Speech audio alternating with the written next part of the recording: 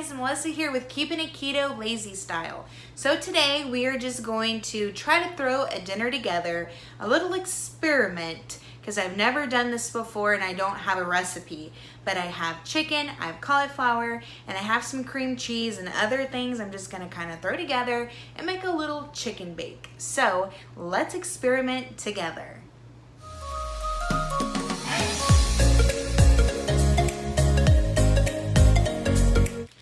So first things, I have a cauliflower that definitely needs to be used because it's starting to get some bad spots.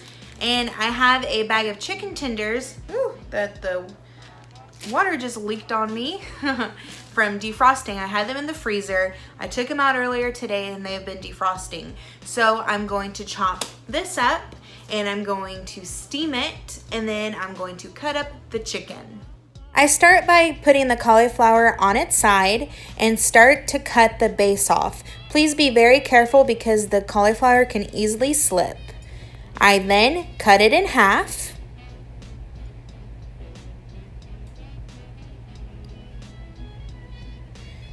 Turn it back over and start peeling off any of the extra leaves that are on there.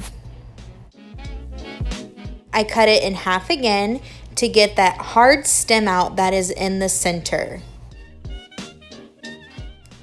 I toss that hard chunk in the trash and you are left with these beautiful florets.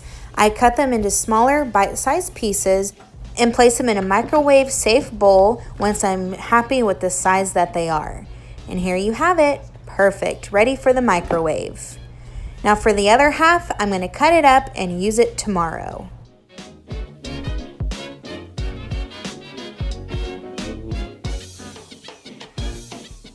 So much to my surprise, these are chicken breasts and not chicken tenders. So I'm just going to cut them up in slices and then cube them into bite-sized pieces.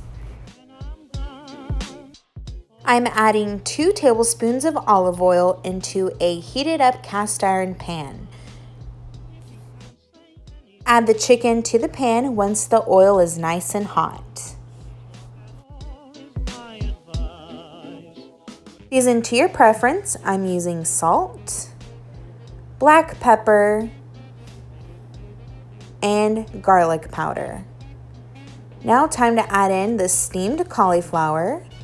I scoop it in, that way I don't get any extra water into the chicken mixture. Stir it all together, breaking up the cauliflower into little pieces. Now I'm adding creamy Caesar dressing. I'm adding 1/3 cup.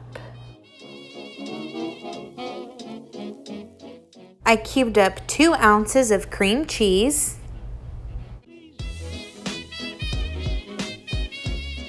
And now I'm just going to stir it in until it is all incorporated.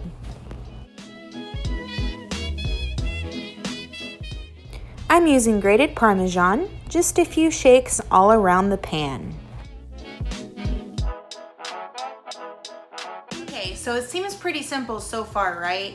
I'm letting it simmer for about 5 minutes, that way it can all come together. And then I'm going to give it a taste and see what else seasonings it might need. Jared and I love a good seasoned dish, so I'm not convinced that what I added is going to be enough for us. So with the creamy Caesar, this has 1 carb for 2 tablespoons.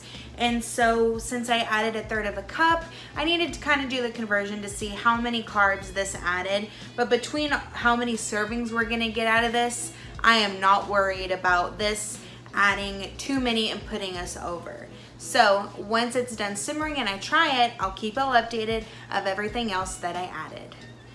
So I ended up adding a little bit more garlic, pepper, some cayenne, and a little bit of rosemary to add to the flavor. Then I'm going to top with a handful of mozzarella cheese and some Tex Mex cheese just to give it a little different color. So let's talk about the dish so far. The taste is getting there, but I'm not loving the bland whiteness of everything that went in there. If I didn't have the cauliflower that needed to be used, I would have definitely used broccoli for that little pop of green that would have made it a little more appetizing. So We'll call this albino chicken casserole. How about that? So to give it a little green, our side dish is going to be Brussels sprouts. Now I know it does not sound appetizing. I used to hate them, but we love Brussels sprouts now. So let me show you how I prepare it for us. So I just buy fresh Brussels sprouts from the produce section. I don't know how much this is. Let's see, 16 ounces. So this is a pound of Brussels. So I'm going to wash these and then show you how I slice them. So our Brussels sprouts have been washed. I just put them in a bowl of water, kind of smush them around to get any loose dirt.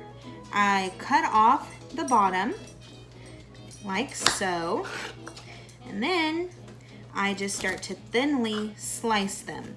Now some leaves will fall off, and that's perfectly fine because in the end, those become the charred little pieces that are the best.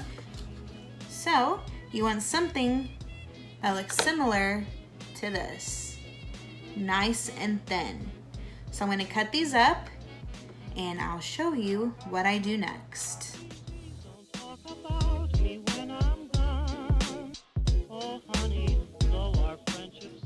All sliced. I really feel like Brussels sprouts do not get the recognition that they need. They are just little tiny cabbages. They do have a strong, pungent flavor, but whenever they're cooked in a cast iron pan with oil and seasonings, they're to die for.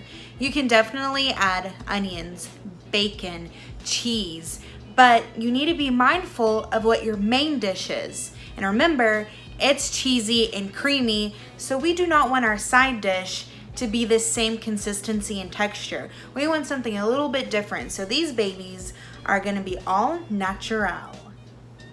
So let's start cooking them. Take about a tablespoon of bacon grease and add it to a cast iron pan. Once it's melted, dump in all of the Brussels sprouts. Make sure to get all the leaves out of there. Season with salt, pepper, and I'm using something called It's Incredible, but you can definitely just use garlic. Mix it all together and then put a lid on to let them steam. I check it about every 3 minutes. Take the lid off, give them a stir to make sure they're not sticking. And then I add about a tablespoon of butter to get up any seasoning off the bottom of the pan. It also helps kind of brown them up. Just scrape along the pan to get all that deliciousness up. And this is our final product.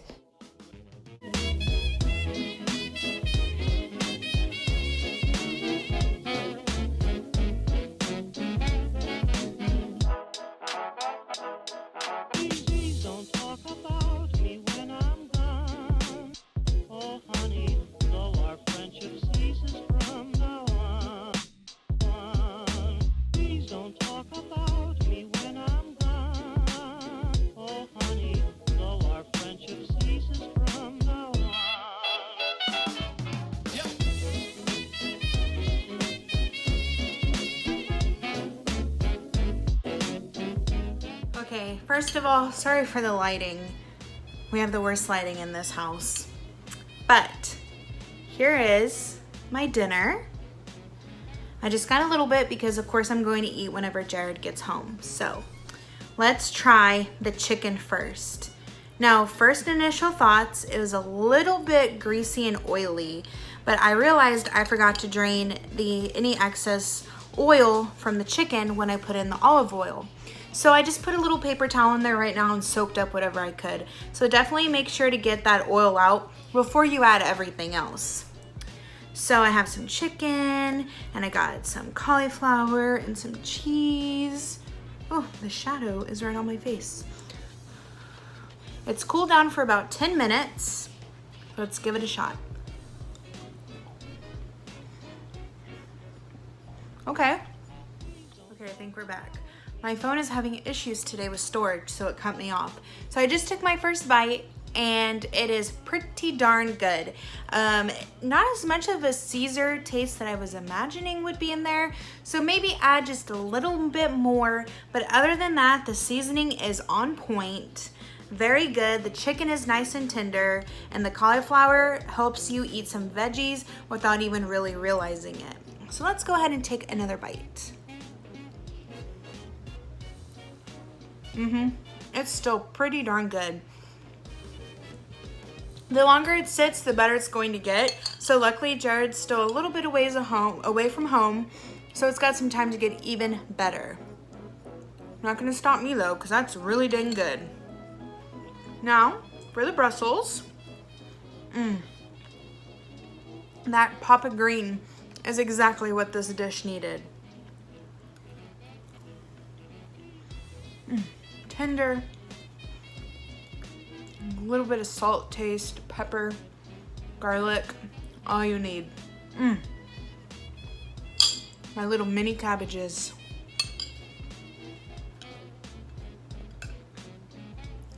Really not much more to say because it is that good.